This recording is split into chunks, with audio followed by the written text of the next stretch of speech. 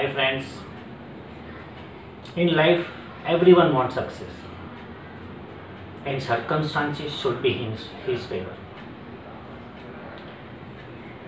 But 100% circumstances are not in our hand. Man is not victim of circumstances. Actually the man is the responsible for his circumstances. We can make our circumstances in our favor. To achieve something that we never achieved before, we have to do something that we never done before. On these circumstances, I remember a story of an old king, एक बूढ़ा राजा, जिससे एक उत्सव रखा।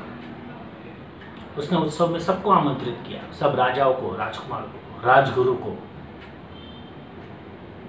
और मनोरंजन के लिए एक सुप्रसिद्ध नृत्यिका को भी रखा।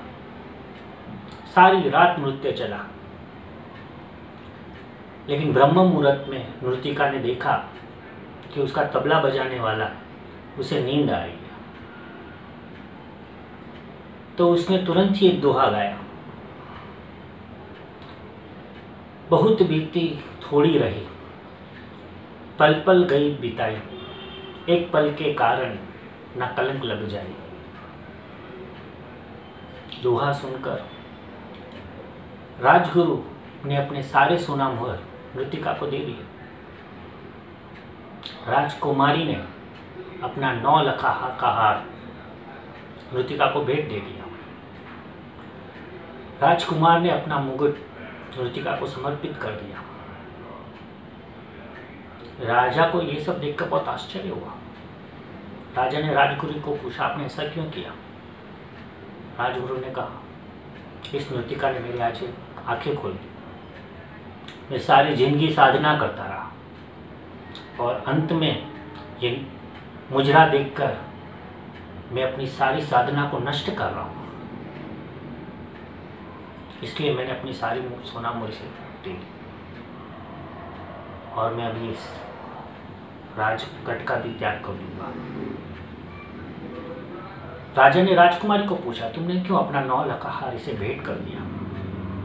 राजकुमारी ने कहा, पिताश्री आप मेरी शादी नहीं करवा रहे थे, इसलिए आज मैंने महावत के साथ भागने का विचार किया था, लेकिन ये दोहा सुनकर मेरी भी आंखें खुल गई। मैंने सोचा सारी जिंदगी में आपके साथ रही और इस अब थोड़े समय के लिए मैं अपने जीवन पे कैसे कलंक लगा सकती हूँ। राजा ने राजकुमार को पूछा, तुमने अपना मुकुट क्यों समर्पित कर दिया? राजकुमार ने कहा, राजा जी, पिताश्री मैं भी राजा बनना चाहता था, इसलिए मैंने आज आपको मारने का षड्यंत्र भी रचा था, लेकिन ये दोहा सुनकर मेरे मन में भी परिवर्तन हो गया। इसलिए कि अंतिम समय में आपको मारने का कलंक मैं कैसे ले सकता हूँ? राजा तो मैं कभी ना कभी बन ही जाऊंगा। राजा को भी ज्ञान प्राप्त हो गया, उसने भी राजगद्दी त्याग करने का विचार कर लिया। राजकुमारी को बुलाकर उसे कहा कि तुम्हें जो भी राजकुमार पसंद हो मैं उससे तुम्हारी शादी करवा दूंगा। राजकुमार को कहा कि आज से तुम राजा हो और मैं इस गद्दी का त्याग करके राजगुरु के साथ जंगल चला जाऊंगा। नृत्यिका ने भी ये सब देखा कि मेरे एक दोहे से इतने सारे लोग सुधर गए और मैं नहीं सुधरी, इसलिए उसे बहुत पश्चाताप हुआ। उसके मन में भी पश्चाताप का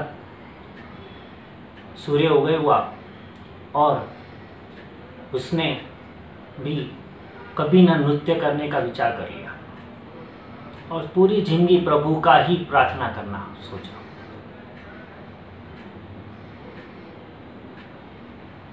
तो the message was very clear. बहुत बीती थोड़ी रही, पल पल गई बिताई, एक पल के कारण कलंक न लग जाए। Message was very simple and clear that we have spent our 17 to 18 days in our home, and now only for some days we cannot make mistake.